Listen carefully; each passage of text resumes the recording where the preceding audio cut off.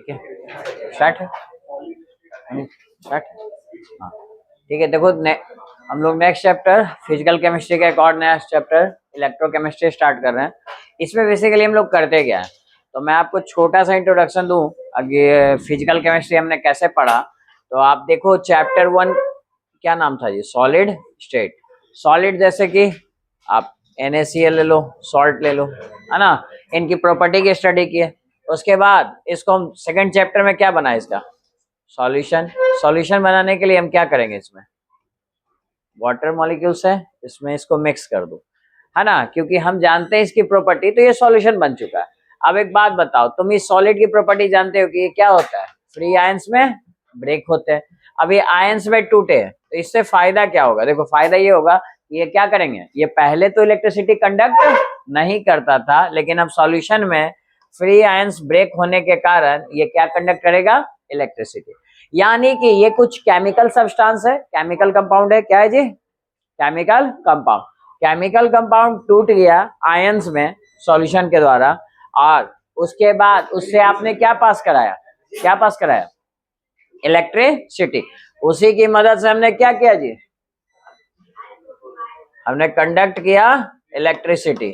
अब चूंकि electricity conduct कर रहे हो, तो यहाँ पे बताओ कुछ केमिकल की मदद से, कुछ केमिकल की मदद से आपने क्या किया, इलेक्ट्रिसिटी पास कराया कि नहीं। ठीक है, तो यहाँ पे थर्ड चैप्टर जो आपका नाम क्या है,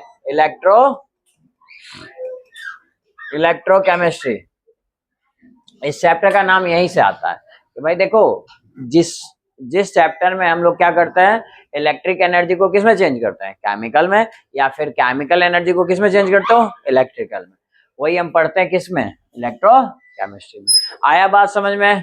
छोटा सा इंट्रोडक्शन था कि फिजिकल केमिस्ट्री का चैप्टर 1 ये क्यों है और चैप्टर 2 क्यों है, क्योंकि जब आप सॉलिड को इसमें मिलाइएगा तो सॉल्यूशन बनेगा, और वही सॉल्यूशन हम किस लिए बनाते हैं, ताकि हम इंटर कन्वर्जन कर सके। Inter conversion in the sense chemical energy को किस में चेंज कर सके, इलेक्ट्रिकल एनर्जी में। ऐसा कहाँ चेंज होते हुए देखे हो, बताओ कोई एग्जांपल बताओ जहां आपने कुछ केमिकल्स को इलेक्ट्रिक प्रोड्यूस करते हुए देखा, इलेक्ट्रिसिटी। हाँ बताइए, लिथियम आयन बैटरी, और सिंपल सा ड्राई सेल जी, पेंसिल बैटरी। पेंसिल बैटरी के अंदर क्या होता है, कुछ केमिकल्स हो गए, उससे आपको कोई लेना देना नहीं, लेकिन उसको जैसे ही रिमोट में लगाओ या कहीं भी इलेक्ट्रिक इक्विपमेंट्स में लगाओ, टॉर्च में लगाओ, तो वो जलने लगता है, यानी इलेक्ट्रिसिटी पास होने लगती है। आखिर उसके अंदर कुछ ऐसा केमिकल्स होगा जो डिटेल में इस चैप्टर में पढ़ेंगे, जो कि क्या कर रहा है, केमिकल एनर्जी को किस में कन्वर्ट कर दिया, इलेक्ट्रिकल में। इसके अलावा इलेक्ट्रिकल को भी हमने केमिकल में बनते हुए देखा। जैसे एग्जाम्पल बताइए, हमने पढ़ा इलेक्ट्रोलाइसिस सेल, जितने भी सेल होते हैं इलेक्ट्रोलाइटिक, वो क्या करते हैं, इलेक्ट्रिक को किसमें चेंज कर देते हैं, केमिकल में।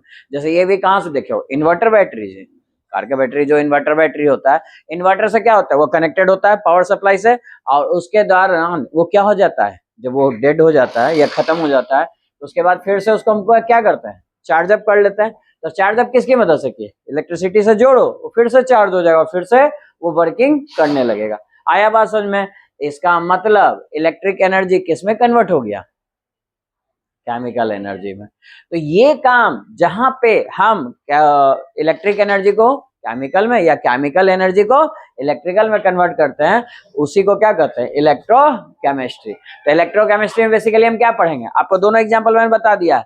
जैसे कोई पूछे chemical convert into electrical, example, दिमाग में एग्जांपल ही होना चाहिए तब, ताकि आप आसानी से उसको डिफाइन कर सको। तो बताओ क्या एग्जांपल बताया मैंने, ड्राई सेल। और अगर आपसे पूछा जाए इलेक्ट्रिकल कन्वर्ट इनटू केमिकल, तो बताओ कहाँ, जैसे example inverter battery. Inverter battery में तुम क्या करते हो जी, कुछ केमिकल नहीं मिलाते हो, कहते नहीं हो चार्ज अच्छे से नहीं करता, तो कहते H2SO4, ये पानी इसका डालो, बैटरी का पानी, नहीं बोलते हो जी। और उसको कनेक्ट किससे करते हो चार्ज करने के लिए, इलेक्ट्रिसिटी से, पावर प्लग से, इन्वर्टर के द्वारा। ठीक है, वो इक्विपमेंट रहेगा चार्ज करने के लिए, लेकिन चार्ज तो इलेक्ट्रिसिटी के द्वारा ही हो रहा है। तो यहाँ पे बताइए इलेक्ट्रिक एनर्जी आई और इस केमिकल में थोड़ा चेंज की, जिसके कारण ये चार्ज अप हो गया। अब चार्ज अप होगा तो पावर सप्लाई देगा, जिसके कारण हम फैन ट्यूब्स ये सब जला सकते हैं। ठीक है, तो ये देखो यहाँ पे केमिकल ही चेंज होना ना, इलेक्ट्रिक एनर्जी तो बाहर से आ रही है और केमिकल में वो कन्वर्ट हो रहा है। बोलो बात समझ में आया। यानी कि जब भी हम कन्वर्जन करेंगे इलेक्ट्रिकल टू केमिकल या केमिकल टू इलेक्ट्रिकल, उसी को हम क्या कहेंगे, इलेक्ट्रोकेमिस्ट्री। इसके बाद देखो फिजिकल केमिस्ट्री का लास्ट चैप्टर क्या है जी, केमिकल काइनेटिक। वो भी समझ लो इसके बाद क्यों है, ये पहले क्यों नहीं आया। देखो केमिकल काइनेटिक मतलब समझते हो जी क्या, जस्ट थोड़ा सा इंट्रोडक्शन दे देता हूँ अगले चैप्टर का। स्पीड होता है, मोशन नहीं, काइनेमेटिक्स फिजिक्स में पढ़ते रहते हो। काइनेमेटिक्स में बेसिकली क्या होता है, मोशन ऑफ कार है ना, और व्हीकल्स, ये सब वगैरह की बात करते हैं। यहाँ स्पीड की बात करेंगे। अब केमिस्ट्री में किस चीज की स्पीड की बात करेंगे, स्पीड ऑफ रिएक्शंस की। ये जो हम इसमें मिक्स कर रहे हैं वाटर में, जो सॉल्यूशन बना रहे हैं या इलेक्ट्रोकेमिकल बना रहे हैं या बैटरी में जो पानी ना, ये कितना फास्ट रिएक्शन करेगा। तो बेसिकली वो किसकी बात करेंगे नेक्स्ट चैप्टर, केमिकल काइनेटिक में। तो फिजिकल केमिस्ट्री में यही 4 चैप्टर है जिससे कि न्यूमेरिकल आते हैं, और यही आपके सिलेबस में आया। बात समझ में, फिजिकल केमिस्ट्री की कहानी सॉलिड पढ़े, उसकी प्रॉपर्टी इसलिए जानना जरूरी था कि कौन कंडक्ट करता है कौन कंडक्ट नहीं करता है, ये पता चल गया तो उसी को मिक्स किए वाटर में, तो क्या बन गया सॉल्यूशन। सॉल्यूशन के बारे में प्रॉपर्टी डिस्कस की है। अब हम क्या करेंगे कि इस सॉल्यूशन से कंडक्ट कराएंगे इलेक्ट्रिसिटी को, और केमिकल से क्या बना लेंगे हम लोग, इलेक्ट्रिक एनर्जी। आ रहा है बात समझ में, उसी को इलेक्ट्रो केमिस्ट्री कहते हैं। और लास्ट में हम लोग पढ़ेंगे लास्ट चैप्टर जो इसमें फिजिकल केमिस्ट्री का, जो क्या है स्पीड ऑफ रिएक्शन के बारे में बताएगा। ठीक है, इसके बाद इनऑर्गेनिक शुरू हो जाता है। कोई डाउट किसी को। और यही 4 चैप्टर से आपके फिजिकल में, केमिस्ट्री में न्यूमेरिकल्स आते हैं, उसके बाद न्यूमेरिकल्स वगैरह नहीं आएंगे। इनऑर्गेनिक में ज्यादातर थ्योरेटिकल क्वेश्चंस होते हैं, ऑर्गेनिक में तो रिएक्शंस ही होते हैं। ठीक है, तो चलिए स्टार्ट करते हैं ये चैप्टर। बहुत आसान सा चैप्टर है, और देखो 12th में तो हर चैप्टर का वेटेज है ना, तो 8 to 10 मार्क्स ये भी चैप्टर आता है, चाहे बिहार बोर्ड हो या सीबीएसई बोर्ड। अगेन हम आपको बताते चलेंगे कि कौन सा 2 मार्क्स का क्वेश्चन है, कहाँ से 5 मार्क्स के क्वेश्चन निकाले जाते हैं, और कहाँ से ऑब्जेक्टिव निकाले जाते हैं। साथ साथ कंपटीशन में भी किस तरह से क्वेश्चन आ सकते हैं, वो सब भी डिस्कस करते चलेंगे। ठीक है, हर चैप्टर से तो एक क्वेश्चन आना ही है कंपटीशन में, और बाकी जो बोर्ड लेवल पे है वो आसानी से आप बना सकते हो, जो ये सब क्वेश्चंस आते हैं, जो एक एक करके हम लोग बात करते हैं। तो सबसे पहले हम क्या बात करेंगे, इलेक्ट्रोकेमिस्ट्री कहते हैं किसको। तो आप क्या कहोगे electrochemistry, it is a branch of chemistry which deals the, क्या डील्स करता है जी, deals the conversion of, conversion में चेंज करना, conversion of electrical energy into chemical and chemical energy into electrical. चलिए लिखिए definition. It is a branch of chemistry, electrochemistry में लिखो, it is a branch of chemistry which, it is a branch of chemistry which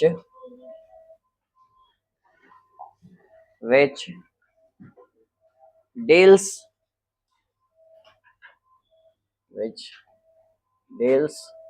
the conversion of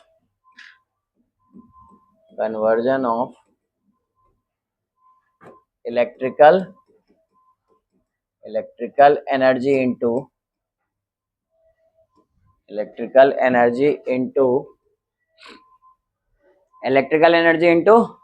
chemical energy and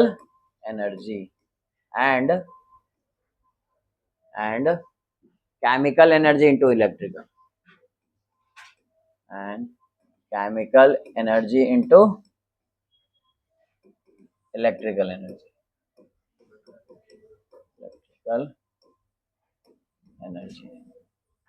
ठीक है, उसी को कहते हैं इलेक्ट्रोकेमिस्ट्री। आपसे ये सब कोई नहीं पूछेगा, लेकिन हाँ देखिए अब बताइए, अगर ये कन्वर्जन करना है तो कुछ तो apparatus की जरूरत होगी, कोई डिवाइस की जरूरत होगी, उस डिवाइस का नाम है इलेक्ट्रोकेमिकल सेल। इस चैप्टर के नाम से ही आ रहा है इलेक्ट्रोकेमिकल सेल। सेल क्या है, एक छोटा सा फॉर्मेशन है बैटरी का। जब सेल का कॉम्बिनेशन कर देते हैं तो उसी को क्या कहते हैं, बैटरी। और एक छोटा सा आप पेंसिल बैटरी लीजिए, लगभग 1.5 वोल्ट का होता है, और ऐसा ही सेल जोड़ते चले जाइए तो बैटरी 6 वोल्ट तक आ गया, कॉम्बिनेशन हो गया। ऐसे 4 जोड़ देंगे तो हम कहेंगे इसको बैटरी।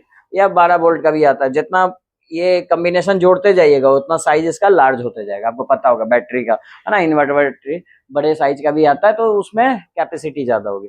ठीक है, तो यानी सेल का कॉम्बिनेशन उसमें ज्यादा होगा। सेल को जोड़ते जाइए, कॉम्बिनेशन ऑफ सेल, वही क्या कहलाता है, बैटरी। तो लेकिन हम बात कर रहे हैं फिलहाल इलेक्ट्रोकेमिकल सेल, और यहीं से शुरू हो जाता है तुम्हारा एग्जाम का क्वेश्चन। पूछेगा व्हाट इज इलेक्ट्रोकेमिकल सेल, तो सिंपल सा डेफिनेशन है, यही बात है कि ये एक ऐसा डिवाइस है जो क्या करता है जी, कन्वर्ट करता है किसको किसमें, इलेक्ट्रिकल टू केमिकल और केमिकल टू इलेक्ट्रिकल। उसी डिवाइस को क्या कहेंगे, इलेक्ट्रोकेमिकल सेल। तो लिखिए डेफिनेशन इलेक्ट्रोकेमिकल सेल। हाँ जी, तो आपने देख लिया इलेक्ट्रोकेमिकल सेल में क्या होता है, electric energy convert into chemical या केमिकल कन्वर्ट इनटू इलेक्ट्रिकल। ये दो टाइप के होते हैं, दोनों नाम यहाँ लिखे हुए हैं, गैल्वेनिक और इलेक्ट्रोलाइटिक सेल। हम बाद में पढ़ेंगे कि ये केमिकल को इलेक्ट्रिकल में कन्वर्ट करता है, ये इलेक्ट्रिकल को केमिकल में। लेकिन उसके पहले कुछ बेसिक टर्म्स जानिए, जिसमें पहला टर्म क्या है, इलेक्ट्रोलाइट। तो देखो इलेक्ट्रोलाइट कैसे पहचानोगे भाई, देखो यहाँ इलेक्ट्रोलाइट्स हम यूज किए ना, इलेक्ट्रोलाइट्स कोई बहुत टफ टर्म नहीं है। इलेक्ट्रोलाइट्स वो सब्सटेंस होते हैं जो इलेक्ट्रिसिटी को पास करने में मदद करते हैं। जैसे प्योर वाटर है तो क्या इलेक्ट्रिसिटी पास होगी इसमें? नहीं होगी, उसमें कुछ फ्री आयंस प्रेजेंट होने चाहिए। अब आपने इसमें सॉल्ट मिला दिया, ये फ्री आयंस मौजूद हो गए, अब इसके कारण क्या होगा, कंडक्ट करेगा electricity due to presence of free ions. तो यही कहलाते हैं इलेक्ट्रोलाइट, जो कि कंडक्टिविटी में मदद करते हैं। ठीक है, मतलब इलेक्ट्रोलाइट कह सकते हो दो substance which completely dissociate into respective ions, अपने आयंस में पूरी तरीके से टूटते हैं, एंड कंडक्ट इलेक्ट्रिसिटी, और क्या करते हैं साथ में, वो इलेक्ट्रिसिटी को कंडक्ट करने में मदद करते हैं। बोलो कोई दिक्कत? बाकी ये आगे पढ़ेंगे, इलेक्ट्रोलाइट्स वगैरह, टाइप्स ऑफ इलेक्ट्रोलाइट्स भी पढ़ेंगे। ठीक है, तो इतना बात समझ में आ गया। इलेक्ट्रोलाइट लाइक KCl भी मिला सकते हैं। आपको पता है HCl आप लोग मिलाते हो, नहीं पूछता था कि एसिड आपका कंडक्ट करेगा या नहीं, ये है ना, क्योंकि आयन में टूटता है तो इसलिए कंडक्ट करेगा। ठीक है, चलो तो इतनी बात समझ में आ गया, कोई दिक्कत यहाँ तक नहीं ना? तो इलेक्ट्रोलाइट क्या कहेंगे, तो देखो इसको पास कराने के लिए इसमें दो रॉड यूज करते हैं, उसी को हम क्या कहते हैं, इलेक्ट्रोलाइट। इस सॉल्यूशन में डीप होते हैं, इमर्ज किया हुआ रहता है, डुबोया हुआ रहता है। आ रहा बात समझ में? तो इसमें डुबोया रहता है, इसी को हम कहते हैं इलेक्ट्रोड, एक ऐसा रॉड जो कि इलेक्ट्रोलाइटिक सॉल्यूशन में डीप रहता है, डुबाया हुआ रहता है। ठीक है, पहला चीज, क्योंकि आप देखो, आप बैटरी देखे हो ना जी, बैटरी देखो, बैटरी में अंदर केमिकल है, ठीक, और उसमें एक रॉड होता है, कार्बन का रॉड रहता है, अगर उसको कभी खोले होगे तो वो दिखा होगा ये स्ट्रक्चर में। तो उसके अंदर रॉड, तो वो क्या है, वही तो है तुम्हारा ये इलेक्ट्रोड। ठीक है, और वो केमिकल के अंदर डुबोया हुआ है कि नहीं, डीप है ना, तो इमर्ज है उसके अंदर डुबोया, तो उसी को कहते हैं इलेक्ट्रोड। और ये रॉड दो तरह के होते हैं हर बैटरी के अंदर, या तो उसको उसी का नाम दिया गया, एक का नाम क्या है एनोड और एक का कैथोड, जो तुम लोग जानते भी हो। मेरा अगला सवाल है, एनोड का किसको कहते हैं, बताओ जल्दी से, एनोड किसे कहते हैं? चार्ज, वो तो टर्मिनल का चार्ज हुआ, वो डिफिनेशन नहीं हुआ। पॉजिटिव चार्ज ठीक है, वो भी डिपेंड करता है कि आप कौन सा सेल के लिए बोल रहे हो। गैल्वेनिक में वो नेगेटिव होता है बाबू।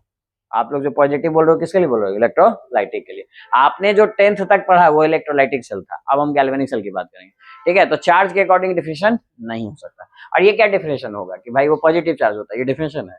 अरे वो तो उसका प्रॉपर्टी हो गया, लेकिन डिफिनेशन क्या होगा, जो वो नेचर बिहेव करता है, ये परफॉर्म करता है, या क्वालिटी उसको बिहेव करता है, उस पर कौन सा रिएक्शन होता है, बताओ जल्दी से।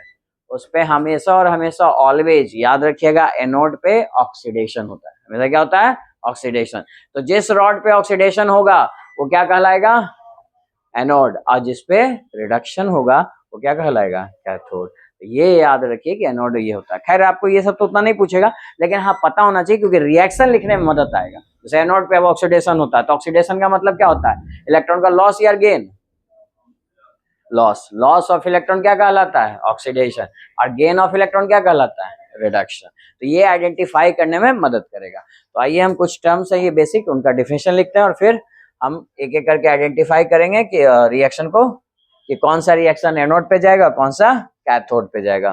ठीक है, इलेक्ट्रॉन की मदद से। तो इलेक्ट्रोड का डिफिनेशन लिखिए।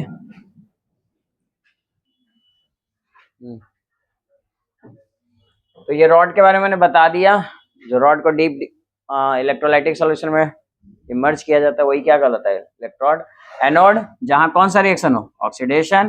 कैथोड जहां पे रिडक्शन रिएक्शन हो। अब थोड़ा सा ऑक्सीडेशन रिडक्शन को समझते हैं। तो जहां भी इलेक्ट्रॉन लॉस होगा वो क्या होगा, ऑक्सीडेशन। जैसे देखो यहाँ लॉस हो रहा है और उसके कारण प्लस चार्ज आएगा, और कितना प्लस आएगा, जितना वो लॉस करेगा, और ये जितना वो गेन करेगा न्यूट्रल होने की कोशिश करेगा। ठीक है, यही क्या कहलाएगा, रिडक्शन।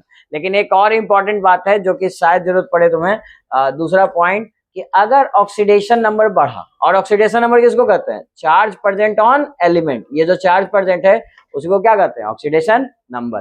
तो देखो ऑक्सीडेशन नंबर का बढ़ना, ये रेडॉक्स रिएक्शन में तो लोग पढ़ा होगा, ऑक्सीडेशन नंबर का बढ़ना क्या कहलाता है, ऑक्सीडेशन। और बताइए डिक्रीज इन ऑक्सीडेशन नंबर, और ऑक्सीडेशन नंबर का घटना क्या कहलाता है, रिडक्शन। आया बात समझ में? तो ये सिंपल सी बात है। जैसे तुम देखो यहाँ ऊपर वाला एग्जांपल हम लेते हैं, जिंक था पहले, बाद में क्या हो गया, Zn+2। मान लो ये रिएक्शन दिया हुआ, इलेक्ट्रॉन लॉस और गेन नहीं बताया। अब बताओ पहले चार्ज क्या था जी, बाद में क्या हो गया, +2, इंक्रीज हुआ ना। ये कौन सा रिएक्शन है, ऑक्सीडेशन या रिडक्शन? ऑक्सीडेशन, क्योंकि चार्ज बढ़ रहा है। इधर बताइए, इस तरफ कॉपर पे 2+ है और किस में चेंज हो गया, कॉपर में। तो बताइए डिक्रीज हुआ कि इंक्रीज हुआ, डिक्रीज हुआ। तो डिक्रीज हुआ, यहाँ पे डिक्रीज हो रहा है, डिक्रीज इन ऑक्सीडेशन नंबर, इसको हम क्या लोग क्या कहेंगे, रिडक्शन। और यहाँ पे क्या हो रहा है जी, increase, increase in oxidation number, इसको हम लोग क्या कहेंगे, ऑक्सीडेशन। और आपको पता है ना, किसी रिएक्शन में अगर ऑक्सीडेशन और रिडक्शन दोनों साइमल्टेनियसली हो, साथ साथ हो, उसे क्या कहते हैं, रेडॉक्स रिएक्शन। रेडॉक्स रिएक्शन वैसे रिएक्शन होते हैं, मतलब कह सकते हो redox reaction are those reaction in which oxidation and reduction take place simultaneously, दोनों साथ साथ हो, है ना, उसी को कहते हैं रेडॉक्स रिएक्शन। ये छोटी छोटी बातें जो आप लोग पहले भी पढ़े हो 11th क्लास में, बाकी लिख लो, इनका जरूरत पड़ेगा, ये बेसिक टर्म्स का हम बार बार यूज करेंगे, जिससे आपको ये चैप्टर समझ में आने में मदद आएगा। ठीक है, तो आगे इनकी जरूरत पड़ेगी ऑक्सीडेशन रिडक्शन, तो आप समझिएगा। ठीक है, तो लिखिए इतना।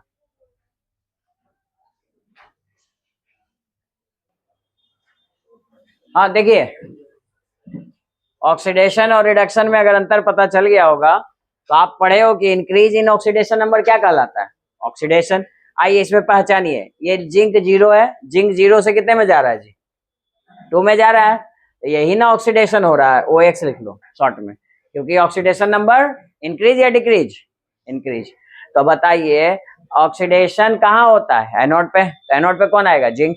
अब देखो रिएक्शन लिखना है, आप जानते हो एरो के इस तरफ रिएक्टेंट, उधर प्रोडक्ट। रिएक्टेंट इधर कौन है देखो, जिंक, और उधर कौन होगा, प्रोडक्ट में जिंक कैसा बदल गया जी, Zn+2। बोलो इसमें कोई दिक्कत, यही ना एनोड रिएक्शन है, ऑक्सीडेशन है। अब एक बात बताइए इसमें कि जिंक +2 में गया, हम पूछे इलेक्ट्रॉन का कितना एक्सचेंज हो रहा है जी, नंबर ऑफ इलेक्ट्रॉन एक्सचेंज 2। अब एक बात बताओ, ऑक्सीडेशन मतलब आप क्या पढ़े, लॉस ऑफ इलेक्ट्रॉन। तो पहले तो बताओ लॉस को माइनस से लिखते हैं, और किसका लॉस हो रहा है, इलेक्ट्रॉन का। अब बात आता है कितने इलेक्ट्रॉन का लॉस हो रहा है, देखो 0 से 2 जितना डिफरेंस रहेगा ना होता है इलेक्ट्रॉन का, तो कितना इलेक्ट्रॉन का लॉस हो रहा है, 2। बोलो कोई दिक्कत। और ये कितना गेन करेगा, अरे जितना ये लॉस करेगा उतना ही ना गेन करेगा जी, 2 लॉस किया तो 2 गेन करेगा। जैसे कोई डोनर है और वो फिर 100 रुपए डोनेट करता है, दान दे रहा है, तो ठीक है, दुर्गा पूजा में कुछ भी तो दान दे रहा है, तो सामने वाला कितना रिसीव करेगा, जितना डोनेशन मिला है 100। यानी कि ये एनोड क्या है, डोनर है, लेकिन क्या डोनेट करता है, इलेक्ट्रॉन, इसमें इलेक्ट्रॉन्स की वैल्यू है। और ये कैथोड क्या है, एक्सेप्टर है, लेकिन क्या एक्सेप्ट करेगा, इलेक्ट्रॉन। तो आइए बताइए इसमें क्या आएगा, कॉपर पे बताइए, कॉपर प्लस में क्या हो रहा है, 2 से 0 जा रहा है, वैल्यू घट रही है ना जी, तो इसका क्या हो जाएगा, रिडक्शन। तो रिडक्शन रिएक्शन कैसे लिखिएगा, कॉपर किस में चला गया, 2+2 से कॉपर 0 में चला गया। एक बात बताइए ये कब संभव है, रिडक्शन का मतलब gain of electron, electron gain का मतलब समझते हो, प्लस से, गेन का मतलब प्लस। अब मेरा सवाल वही है, कितना इलेक्ट्रॉन का एक्सचेंज हुआ, कितना इलेक्ट्रॉन गेन करेगा, 2 गेन करेगा, तब नहीं ये जाएगा। बोलो कोई दिक्कत। इसी इलेक्ट्रॉन एक्सचेंज को ना एन का वैल्यू निकालने देता है, तो 2 से दिखा सकते हो, किससे, 2 से, जहां पे एन क्या है, नंबर ऑफ इलेक्ट्रॉन एक्सचेंज। जहां पे तुम लिख सकते हो, यहाँ नीचे लिख लो शॉर्ट में, where n equal to number of electron exchange, electron जितना एक्सचेंज हो रहा है एनोड से कैथोड। याद रहे एनोड और कैथोड में हमेशा ये रिएक्शन आपको इक्वल रखना है, इक्वल ही होता है। ठीक है, तो आप ये लिख लो, और इस पे बेस्ड जो क्वेश्चंस हैं वो मैं आपको करवाता हूँ, लिखो। देखिए बड़ा सिंपल सी बात है, ऑक्सीडेशन किसका हो रहा है इसमें, आयरन या कॉपर, जल्दी बताओ। ये 0 से वैल्यू बढ़ किसकी रही है, आयरन की, तो आयरन का वैल्यू चेंज हो रहा है, तो यानी इसका क्या हो रहा है, ऑक्सीडेशन। तो ऑक्सीडेशन को कहाँ लिखते हैं, एनोड पे, तो लिखिए Fe चेंज होगा किसमें, Fe+2 में। रिएक्टेंट और प्रोडक्ट ही तो लिखते हैं, बस इतना हमें लिखना है कि इलेक्ट्रॉन कितना लॉस हो रहा है। तो कितना इलेक्ट्रॉन लॉस हो रहा है जी, यहाँ पे माइनस, कितने electron, 2, number of electron exchange भी 2 है, तो यही हो जाएगा, कोई दिक्कत। आइए दूसरा बात करते हैं, गेन ऑफ इलेक्ट्रॉन, गेन कौन कर रहा है, यही ना, जिसमें रिडक्शन हो रहा है। रिडक्शन किसका हो रहा है, कॉपर 2 प्लस, इसमें चेंज हो जा रहा है जी, कॉपर में। ठीक है, तो यहाँ इलेक्ट्रॉन गेन कर रहा है क्योंकि ऑक्सीडेशन नंबर की वैल्यू घट रही है। कितना गेन करेगा? जितना ये लॉस करेगा। बोलो कोई दिक्कत है ना? ये बना जी, इसमें ऑक्सीडेशन कौन, जल्दी बताओ, इसमें ऑक्सीडेशन किसका हो रहा है बताइए? आयरन या क्लोरीन का? आयरन का। क्लोरीन का कितने लोग कह रहे हो, हाथ उठाओ। इसमें ऑक्सीडेशन किसका हो रहा है? क्लोरीन का। क्योंकि देखिए क्लोरीन की वैल्यू -1 से किसमें जा रहा है, नहीं लिखा हो तो 0, तो यहां से यहां तक जा रहा है, तो ये वैल्यू इंक्रीज या decrease? Increase in oxidation number. अगर इंक्रीज हो रहा है तो फिर क्या हो जाएगा उसका? ऑक्सीडेशन। तो फिर वो कहाँ लिखाएगा? एनोड पे या कैथोड पे? एनोड पे। तो एट एनोड। अब बताओ एनोड पे जैसे ही रिएक्शन लिखोगे, आपको पता है एनोड पे क्या आएगा रिएक्शन, तो बताइए। क्लोरीन माइनस है ना जी, ठीक है, क्लोरीन माइनस, और किस में चेंज हो जाएगा? क्लोरीन में। तो बताओ एक क्लोरीन यहाँ एटम रहेगा तो कितना इलेक्ट्रॉन लॉस करेगा? एक क्लोरीन का वैलेंसी पता है ना, एक ही होता है, एक लॉस करेगा। लेकिन ध्यान से देखो क्लोरीन है कितने? 2। 2 क्लोरीन कितना लॉस करेगा? 2 इलेक्ट्रॉन। इसीलिए लॉस ऑफ इलेक्ट्रॉन यहाँ आप क्या लिखिएगा? 2। और 2 क्लोरीन लॉस करेगा तो यहाँ भी कितने क्लोरीन आएंगे? 2। आया बात समझ में? दोनों न्यूट्रल हो जाएंगे। इसमें कोई दिक्कत? अगर इसमें किसी को दिक्कत है तो साइड में ऐसा लिख लेना कि एक क्लोरीन 1 इलेक्ट्रॉन लॉस करता है, तो अगर मेरे पास 2 क्लोरीन है तो 2 इलेक्ट्रॉन लॉस होंगे और ये Cl2 में चेंज हो जाएगा। ब्रैकेट में से लिख लेना, किसी को दिक्कत है तो। एनोड रिएक्शन समझ में आया? ठीक। और कैथोड रिएक्शन क्या लिखेंगे? At cathode. बताओ कैथोड पे तो क्या होता है? इलेक्ट्रॉन क्या होता है? बोलता नहीं है, गेन होता है। तो गेन हो किस में हो रहा है जी, देखो तो ध्यान से, रिडक्शन, यानी कि ऑक्सीडेशन नंबर डिक्रीज होना। यहाँ देखिए 3 से किस में आ गया? 2 में, तो डिक्रीज हुआ ना। लेकिन एक बात बताओ, डिक्रीज तो हुआ, लेकिन आयरन कैसा था? 3+, और चेंज किस में हो गया? 2+ में, यानी इलेक्ट्रॉन गेन हुए। कितने इलेक्ट्रॉन गेन करेगा ये बताओ? एक ही इलेक्ट्रॉन ना। डिफरेंस कितना है जी? देखो गेन को प्लस से दिखाएंगे, पहले तो माइनस से नहीं दिखाएंगे, इलेक्ट्रॉन है। लेकिन कितना इलेक्ट्रॉन गेन करेगा? मात्र 1। भाई +3 और -1 2 आ जाएगा ना, 1 इलेक्ट्रॉन गेन करेगा। लेकिन आयरन है कितने? Fe3+ कितने हैं मेरे पास? 2। तो अगर 2 आयन है तो इलेक्ट्रॉन भी कितना गेन होगा बताइए जल्दी से? 2। इसीलिए यहाँ पे क्या लिखोगे आप? 2। और यहाँ Fe पे Fe+ आयन भी कितना हो जाएगा? Fe+2 आयन, यहाँ भी 2 आ जाएगा। यहाँ ऊपर लिखा हुआ है 2, देखिए ना, तो यहाँ पे भी 2 लगा दीजिएगा। बोलिए कोई दिक्कत? तो हम आपको पहले ही से बोलते आ रहे हैं, जितना इलेक्ट्रॉन एक्सचेंज हो यहाँ होगा, इलेक्ट्रॉन लॉस होगा, उतना ही इसमें होगा, हमेशा इक्वल रहेगा, कभी भी चेंज नहीं आएगा। बोलिए कोई दिक्कत? समझ में आया? तो देखो इसी तरह का आसान सा क्वेश्चन एक सीबीएसई बोर्ड से भी देख लो, जो पूछा हुआ है, यही सेपरेट लिखने के लिए आता है रिएक्शन को। जैसे एक और क्वेश्चन मैं दिखाता हूँ आपको, छोटा सा है, जल्दी से बनाइए। कॉपर +2Ag2+, ये सब लोग बना के दिखाएंगे जी। इसमें आपको right the anode cathode reaction separately, आपको दोनों रिएक्शन अलग से लिखना है। ये 2000 सीबीएसई बोर्ड 2016 में पूछा, ठीक है। और जिंक और कॉपर वाला जो कराया था, ये वाला, ये रिएक्शन, ये तुम्हारा सीबीएसई बोर्ड 2020 में पूछा था, 2020 में, ठीक है। चलिए तो फिलहाल तो आप ये क्वेश्चन कीजिए।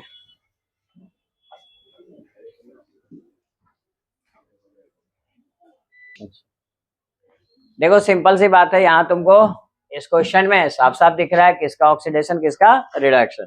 ऑक्सीडेशन किसका हो रहा है जल्दी बताइए? कॉपर का हो रहा है ना, देखो इंक्रीज हो रहा है, यानी इसका ऑक्सीडेशन। ऑक्सीडेशन हो रहा है तो इस रिएक्शन को कहाँ लिखेंगे? कैथोड पे। तो एट कैथोड बताइए क्या हो जाएगा? कॉपर 2+ चेंज हो जाएगा, कॉपर 0 2+ में चेंज हो जाएगा। और ऑक्सीडेशन का मतलब जानते हो, लॉस ऑफ इलेक्ट्रॉन, यानी माइनस लिखो इलेक्ट्रॉन लिखो। कितने इलेक्ट्रॉन का लॉस होगा? 2। बोलो कोई दिक्कत नहीं ना। और कैथोड, एट कैथोड की बात करो, कैथोड पे क्या होगा जी जल्दी बताइए? सिल्वर की बात करें तो सिल्वर जानते हो एक ही इलेक्ट्रॉन लॉस करता है, सिल्वर की वैलेंसी पता है ना, एक होता है। तो 1+ है तो 1 इलेक्ट्रॉन यहाँ पे वो गेन करेगा ना जी, 1 इलेक्ट्रॉन, तो Ag बनेगा। लेकिन तुम ध्यान से देखो कि क्वेश्चन में यहाँ 2 नहीं होगा जी, गलती से लिखा गया है 2, यहाँ पे +1 होना चाहिए, मिस्टेक है, ठीक है, यहाँ +1। तो आप बताइए सिल्वर 2 है तो कितने इलेक्ट्रॉन गेन करेंगे 2, इसीलिए 2 सिल्वर बने। यहाँ पे, यहाँ देखो, यहाँ लिखा हुआ है। बोलो कोई दिक्कत? ये है एनोड कैथोड रिएक्शन। कितने लोगों का ये दोनों रिएक्शन सही है? ठीक है, तो एनोड कैथोड लिखना आ गया, इसमें कोई दिक्कत नहीं ना। चलो अब हम वापस आते हैं, गैल्वेनिक सेल स्टार्ट करते हैं अपना चैप्टर में इंट्रोडक्शन, कहाँ से नहीं मिलकर, बाकी तो हम चैप्टर के साथ पढ़ेंगे। तो देखिए इलेक्ट्रोकेमिस्ट्री में इतना आपका टॉपिक्स पढ़ना है, जिसमें मैंने बताया था इलेक्ट्रोकेमिकल सेल 2 तरह का होता है, गैल्वेनिक और क्या होता है जी, इलेक्ट्रोलाइटिक सेल, यहाँ पे है, ठीक है, कोई दिक्कत? उसमें हम बात करेंगे ईएमएफ ऑफ सेल, इससे आपको ऑब्जेक्टिव क्वेश्चन आएगा निकालने, ईएमएफ का वैल्यू निकालने, जो बहुत ही 5 सेकंड 10 सेकंड में निकल जाएगा, कोई बड़ी बात नहीं है, ठीक है। फिर गैल्वेनिक सेल पे कंस्ट्रक्शन वर्किंग पे क्वेश्चन आते हैं, इसमें ना 2 मार्क्स का क्वेश्चन आ सकता है लिखने वाला, कभी कभी 5 मार्क्स का भी आ सकता है, कि डिफरेंस आता है कि गैल्वेनिक सेल और इलेक्ट्रोलाइटिक सेल में डिफरेंस लिखिए, तो 5 मार्क्स का भी क्वेश्चन यहाँ पे थ्योरेटिकल ही क्वेश्चन आएंगे, जो भी आएंगे, बोर्ड में भी आएंगे या सीबीएसई बोर्ड में आएंगे। लेकिन उसके बाद इलेक्ट्रोकेमिकल सेल, यहां से भी ऑब्जेक्टिव क्वेश्चन आते हैं, ये कंपटीशन में बहुत आता है, जैसे नीट जेई सबसे क्वेश्चन इसमें आते हैं इलेक्ट्रो। उसके बाद नर्स इक्वेशन, केवल और केवल न्यूमेरिकल्स, फेवरेट सेक्शन है किसके लिए? सीबीएसई बोर्ड के लिए। सीबीएसई बोर्ड वाले न्यूमेरिकल ज्यादा पूछते हैं, तो यहाँ से बहुत पूछेंगे, यहाँ से भी केवल न्यूमेरिकल्स ही आता है इलेक्ट्रोकेमिकल सेल, ये सब में, ठीक है, ये न्यूमेरिकल्स है। कोलरस लॉ स्टेटमेंट डायरेक्ट आएगा, बहुत बार पूछता है, यहाँ से भी न्यूमेरिकल्स बनते हैं जो कि एग्जाम्स और कंपटीशन पूछे जाते हैं। इलेक्ट्रोलाइटिक सेल, ठीक है, और फ्राइडे लॉ, फ्राइडे लॉ क्या तुम्हारा सीधा 2 मार्क्स का क्वेश्चन लिखने आएगा कि फर्स्ट लॉ फ्राइडे लॉ को एक्सप्लेन कीजिए और सेकंड लॉ को, ठीक है।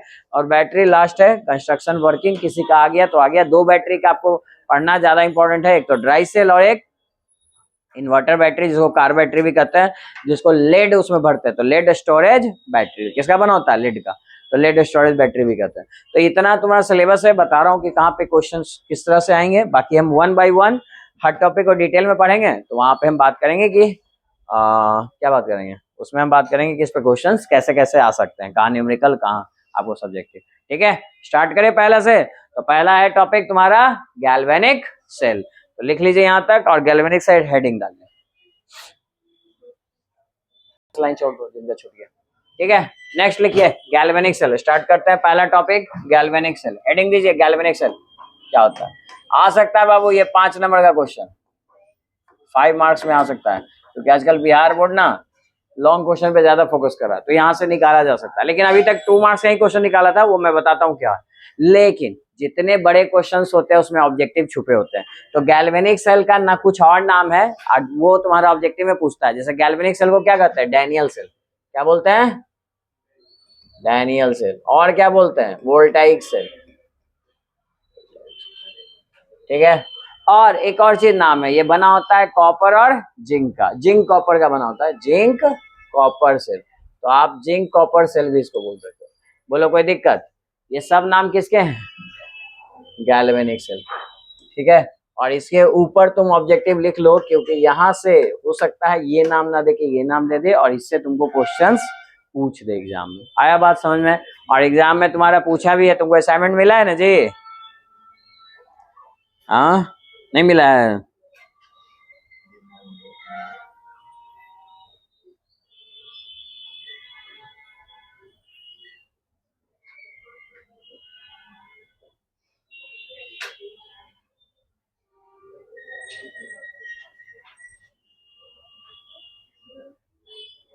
हाँ जी, लास्ट ईयर पूछा था, जो क्वेश्चन पेपर में होगा, बाकी सुन लो। In electrolysis oxidation take place at, अब ये तो पता ही है, 2025 में पूछा है, बताओ anode cathode both none of this किस पे जाएगा? एनोड पे, सबको पता है, ठीक है। हमेशा ये ऑक्सीडेशन रिएक्शन किस पे जाएगा? एनोड पे। कोई डाउट किसी को इसमें? नहीं ना, ठीक। तो फिर आइए वापस और देखते हैं कि क्या होता है ये डैनियल सेल या गैल्वेनिक सेल की बात करते हैं। तो एक बात बताओ, इसमें एनोड और कैथोड 2 रॉड होते हैं ना, ठीक है, दोनों का कंपार्टमेंट अलग अलग होता है। कुछ 3-4 लाइन छोड़ के नीचे डायग्राम बनाना, तो क्योंकि डायग्राम ऊपर बनाने के लिए थोड़ा जगह चाहिए। तो यहाँ पे देखिए ऐसा 2 कंपार्टमेंट होगा, एक कंपार्टमेंट में क्या आएगा, रॉड, जो कौन रॉड होगा, एनोड, और दूसरा रॉड किसका होगा, कैथोड। ठीक है, पहला देखो जो शुरुआत में लिखेंगे फर्स्ट में एनोड, वो इसलिए वो एनोड है क्योंकि देखो एक बात बताओ, एनोड क्या करता है, इलेक्ट्रॉन का लॉस यानी डोनेट करता है, और कैथोड क्या करता है, एक्सेप्टर है यानी कि रिसीव कर रहा है या ले टिक कर रहा है। तो एक बात बताओ, जब भी किसी चीज में किसका नाम लिखा जाता है, डोनर का कि एक्सेप्टर का, डोनर का, ऑफकोर्स डोनर का। एक्सेप्टर थोड़े है जी, कौन किनके मदद से बना उनका नाम लिया जाता है, ना कि इनका। तो फर्स्ट में नाम किसका आएगा, एनोड का। यानी आप भी जब भी सेल बनाओगे सबसे पहले आपको क्या मिलेगा, एनोड। आया बात समझ में। और ये एनोड किसका बना हुआ होगा, जिंक का। किसका बना हुआ रहेगा, जिंक का। बोलो इसमें कोई दिक्कत, समझ में आया। हमेशा एनोड पहले आएगा। अब केमिस्ट्री की भाषा में समझिए, ये तो सिंपल सा बात बता दिया कि जो डोनर होगा जी उसका नाम पहले आता है, एक्सेप्टर का तो नाम भी नहीं आता। ठीक है, चलो अब बताओ, ये डोनर है तो ये तो ठीक है, ज्यादा पावरफुल होगा, इसके नाम ज्यादा लिया जाएगा क्योंकि इन्होंने डोनेट किया है। उसी तरह से एनोड भी डोनेट कर पाता है, जिसको बोलते हैं रिएक्टिविटी। चूंकि ये सब जिंक वगैरह जो है ये क्या है, मेटल है, और मेटल की रिएक्टिविटी फास्ट कब होती है, मेटल का नेचर क्या होता है बोलो, लॉस ऑफ इलेक्ट्रॉन। और जितना जो फास्ट लॉस करेगा उतना ही उसकी रिएक्टिविटी ज्यादा। जैसे सोडियम, सोडियम सबसे फास्ट होता है, पोटेशियम और उससे फास्ट होता है, नहीं पढ़े हो में। ये सब रिएक्टिविटी के आधार पे ही तो था। तो अगर हम सिंपल भाषा में तुमको समझाएं तो एनोड जो होता है और कैथोड जो होता है उसमें ज्यादा रिएक्टिव कौन, बोलो, एनोड। और ऐसे भी तुमको पता है जिंक ज्यादा रिएक्टिव होता है एज कम्पेयर टू कॉपर। बोलो इसमें कोई दिक्कत। यानी कि एनोड क्या हो गया जी, बोलो, मोर रिएक्टिव। ये सब 1 नंबर का ऑब्जेक्टिव है, पहचानने में यही सब मदद करेगा, कौन एनोड कौन कैथोड। तो कभी कभी रिएक्टिविटी भी कंपेयर कर देगा तो आप निकाल सकते हो। बाकी जैसे क्लास आगे बढ़ेगा तो हम आपको ट्रिक बता देंगे जिससे आप विद इन सेकंड पकड़ लीजिएगा कौन एनोड और कौन कैथोड। लेकिन अभी के लिए जानो कि भाई जो कैथोड होता है वो कैसा होता है, लेस रिएक्टिव, और मोर रिएक्टिव कौन होता है, एनोड। अगर इतनी बात समझ गए हो तो एक एग्जांपल मैं देता हूं। जैसे तुम्हारे पास जिंक और सिल्वर है, तो बताइए इस सेल को देख के तुम नहीं बता सकते हो कि एनोड पे कौन जाने वाला है, बोलो कौन जाने वाला है, जिंक, क्योंकि जिंक मोर रिएक्टिव है, सिल्वर तो और लेस रिएक्टिव हो जाता है। नहीं, जैसे आप मान लो सोडियम है और तुम्हारे पास ये, चलो सिल्वर है, तो फिर इस पे कौन एनोड पे जाएगा, सोडियम, और ये कैथोड पे जाएगा।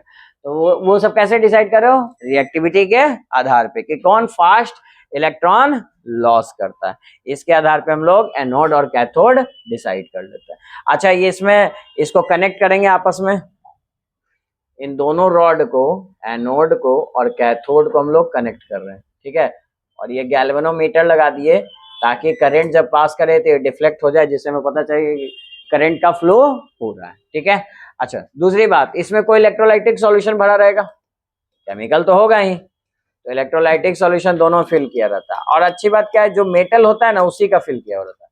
मतलब जैसे ये किस मेटल का है ये, जिंक का, तो इसमें इलेक्ट्रोलाइटिक सॉल्यूशन कौन रहेगा, जिंक सल्फेट, उसी का सॉल्यूशन रहता है, जिंक सल्फेट सॉल्यूशन।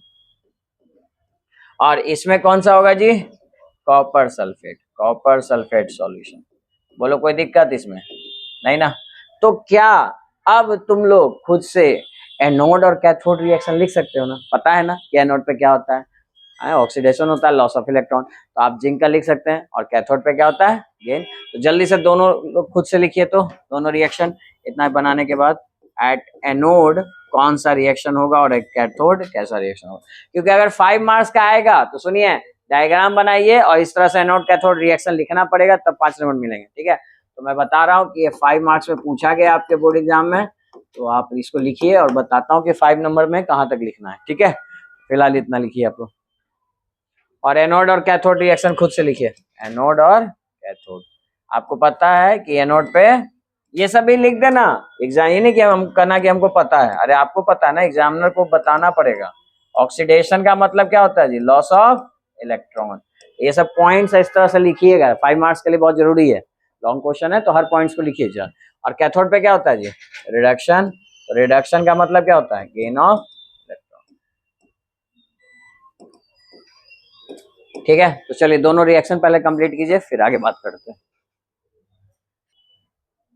ठीक है, तो एनोड कैथोड हमने लिख लिया, जिंक लॉस किया, और ये इलेक्ट्रोलाइट सॉल्यूशन टूटा, और कॉपर 2+ यहाँ 2 इलेक्ट्रॉन गेन करके अपने आप को किसमें चेंज कर लिया, कॉपर में। अब हम आपसे पूछे सेल रिएक्शन क्या होगा। सेल रिएक्शन मतलब ओवरऑल रिएक्शन, तो ओवरऑल 2 ही रिएक्शन तो हो रहा है, एनोड का और कैथोड का, तो ओवरऑल रिएक्शन लिख लीजिए, दोनों को ऐड कर लीजिए जी, रिएक्शन 1 और 2।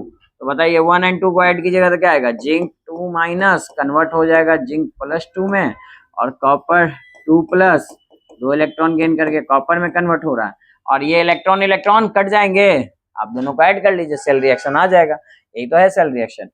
जिंक इधर बच गया, जिंक जैसा वैसा रहने दीजिए, और ये क्या आ गया, Zn प्लस कॉपर 2+, और इधर क्या आ जाएगा बताइए, Zn +2 और कॉपर।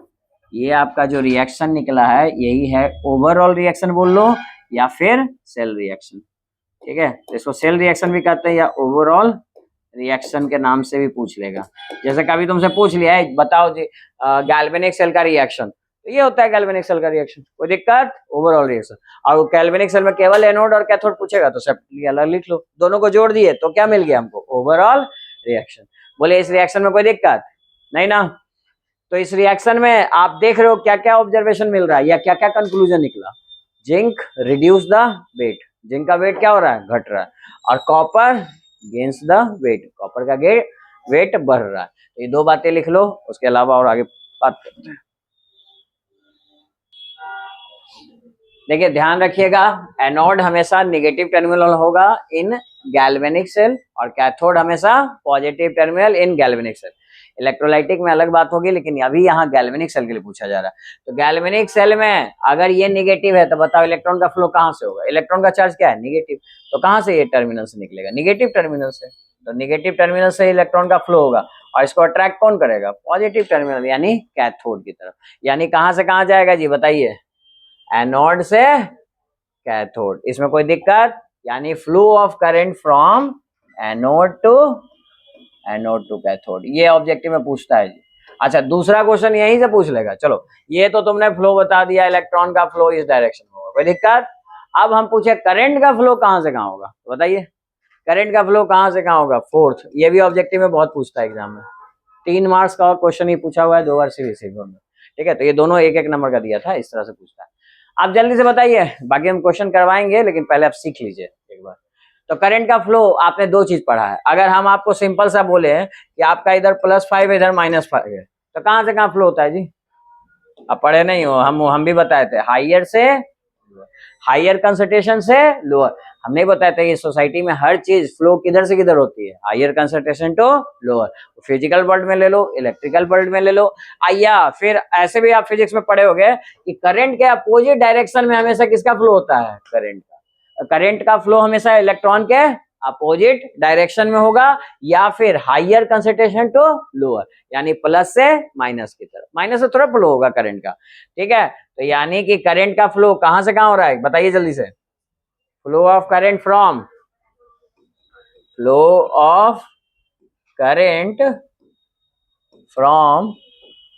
Cathode to anode. बोले इसमें कोई दिक्कत, समझ में आ गया। तो आप 5 मार्क्स के लिए इतना लिख के आओ, चलेगा, इतना में आपको मार्क्स पूरे मिल जाएंगे। अब देखिए आपको असाइनमेंट मिला है जी, मिला है ना, निकालो असाइनमेंट जल्दी से, इतना लिखो पहले। असाइनमेंट में देखो इसमें ऑब्जेक्टिव क्वेश्चन में